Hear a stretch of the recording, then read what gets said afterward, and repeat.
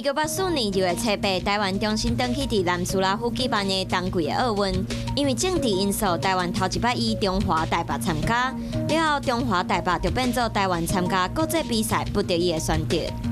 现年35岁的比尔·盖茨，未满20岁就在自家车库创办了微软公司。10多年来从无到有，现在他以市价65亿美元的股票而被选为全美首富。1992年2月7日，美国微软公司创办人比尔·盖茨来台湾推广上新的电脑软体。对于台湾的电脑业，盖茨认为虽然呈现成长趋缓的现象，但随着手提式电脑和多媒体电脑的发展，国内电脑厂商仍有相当大的利润空间。微软正在台湾积极推展视窗软体中文化，在中文电脑软体业界掀起了不少震撼。不过，对于这位年轻又单身的全美首富而言，除了他所推出的电脑产品之外，他的致富之道、交友情形也是大众所注目的焦点。